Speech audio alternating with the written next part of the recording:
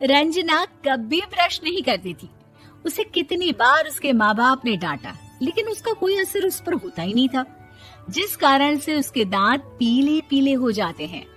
शादी के बाद अरे बहू, वैसे तो तुझ में कोई कमी नहीं है, पर तेरे दांत इतने पीले कैसे हैं बेटा?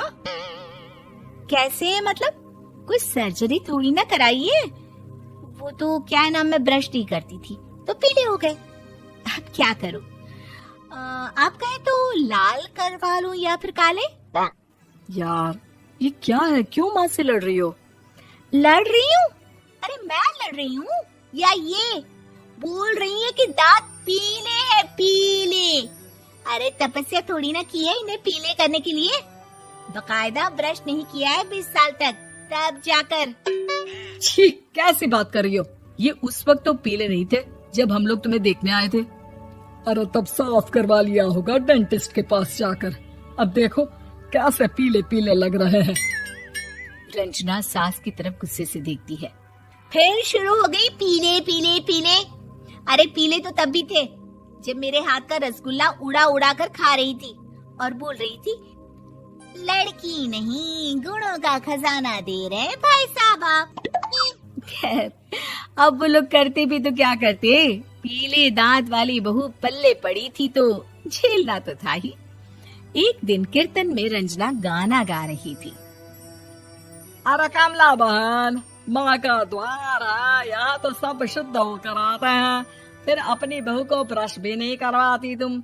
दूर से पीले पीले दांत भक्ति में बाधा उत्पन्न कर रहे हैं। अरे कोई 2 साल के बच्चे थोड़ी ना लेकर आई हूँ मैं बहू बनाकर।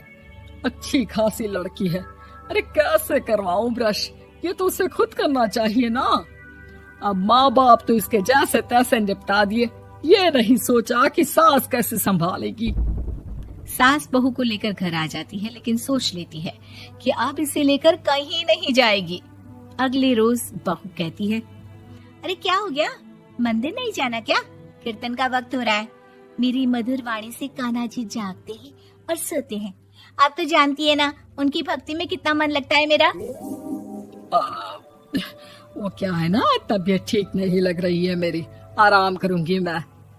तबीयत ठीक नहीं लग रही?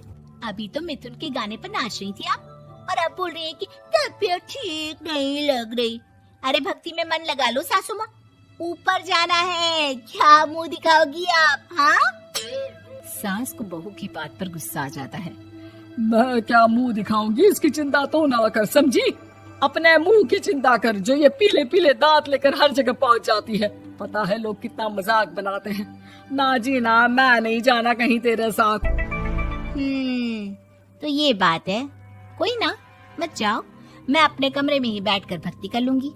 ऊपर वाला दांत थोड़ी ना देखता है, मन देखता है, भावना देखता है। और अरे बस बस, तू सब कुछ दिखा, बस ये सफेद चमकदार दांत ना दिखाना किसी को, है? जा यहाँ से। बहू को सास की बात का कोई फर्क नहीं पड़ता, वो तो जैसी थी वैसी ही रह जाती है। सुबह नहाकर किचन में खाना बनाना, फिर खाना खाना, कीर्तन भजन करना और सो जाना। एक दिन, माँ जी मैं सहेली के घर जा रही हूँ, शाम को लेट आऊंगी। हाँ हाँ तो जाना, मैंने कौन सा तेरी आरती करनी है घर पर बैठकर। रंजना सहेली के घर जाती है, जहाँ वो पार्टी में जाने की तैयारी कर रही होती है। अरे शिखा, कहाँ जाने की तैयारी कर रही है? मैं गलत वक्त पर आ गई क्या? अरे नहीं यार, उल्टा सही वक्त पर आ गया। मैंने ये साड़ी और ज्वेलरी निकाली है यार, शाम को इनके ऑफिस की एक पार्टी में जाना है। बताना कैसा लग रहा है ये सब? नहीं यार, इस ड्रेस के साथ तो वो वाली ज्वेलरी अच्छी लगेगी। हाँ हाँ सही बोल रही है, मैंने ध्यान ही नहीं दिया। वैसे तो हमेशा से मस्त फैशन सेंस रखती है। तो बड़ा जाती होगी ना पति के साथ पार्टी में। रंजना कुछ नहीं बोलती, बस सोचती है कि यार काश ये बात सही हो जाती, पर मैं क्यों नहीं जाती पार्टी में? क्या इन लोगों की कोई पार्टी होती नहीं होगी? रंजना घर आती है और रात में पति से सवाल करती है, एक बात बताइए, आप मुझे किसी पार्टी में क्यों नहीं ले जाते? क्या आपके यहाँ ऑफिस में पार्टी नहीं होती? पति बेचारा क्या कहता कि दांत पीले हैं तुम्हारे इसलिए। अरे कोई पार्टी होती नहीं हम लोगों के ऑफिस में, तो कहाँ से लेकर जाऊं? और मार्केट, मॉल, कहीं वीकेंड घूमना, कहीं तो। अरे यार, सारे हफ्ते में एक छुट्टी मिलती है, तो सोचता हूँ कि आराम ही कर लूं। क्यों? रंजना मन मार के रह जाती है। पहले कभी सास के साथ मंदिर जाया करती थी, लेकिन वो भी सास ने ले जाना बंद कर दिया। घर बैठी बैठी रंजना बोर हो जाती है। तभी उसे आइडिया आता है और वो मायके जाने का सोचती है।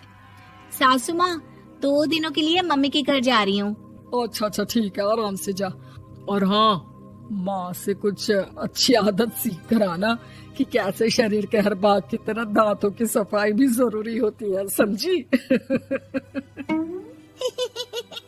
शुरू हो गई ना आप। वो लोग आपकी तरह नहीं है कि छोटी छोटी बात का बतंगड़ बना दे। उन लोगों के लिए मैं मायने रखती हूँ, ना कि मेरे पीले पीले दांत। रंजना माँ को बिना बताए उन लोगों को सरप्राइज देती है, लेकिन जैसे ही वो दरवाजे पर पहुंचती है, अंदर देखती है कि घर वाले कहीं जा रहे होते हैं। अब माँ, काश रंजना दीदी के दांतों वाली प्रॉब्लम नहीं होती, तो वो भी हम लोगों के साथ चलती ना बुआ जी की बेटी की शादी में। हाँ बेटा, लेकिन अब उसे कौन समझाए कि उसको उसके पीले दांत नहीं दिखते, लेकिन उसके आसपास के लोगों को कितना एम्बैरेसिंग फील कराते हैं। मुझे तो कितनी बार उसके स्कूल की टीचर ने शिकायत की कि उसके साथ कोई लड़की बैठना भी नहीं चाहती, और ना ही कॉलेज में कोई उससे बात करना चाहता था। लेकिन पता नहीं क्यों उसे ये बात समझ में ही नहीं आती। कोई कमी नहीं है उस लड़की में, बस यही कि दांत पीले हैं। वो तो भला हो जीजाजी और उनकी माँ का, जो दीदी को जैसी है वैसे ही रखा हुआ है। रंजना को अपने घर वालों की बात सुनकर बहुत दुख होता है। वो सोचती है कि वो क्या करे, लेकिन फिर वो सीधा डेंटिस्ट के पास जाती है, अपने दांत चमकाती है और कसम खाती है कि वो रोज ब्रश करेगी। अरे क्या हो गया? तुम तो 2 दिनों के लिए गई थी ना, पर कोई ना, अच्छा है, चलो आ गई तो। रंजना सास के सामने आकर खड़ी हो जाती है और पूरी स्माइल करती है, उसके चमकदार दांतों को दिखाती हुई। चले मंदिर। माँ, मुझे माफ कर दीजिए, मैंने आप लोगों को बहुत एम्बैरेसिंग फील करवाया। मैं आज से रोज ब्रश करूंगी।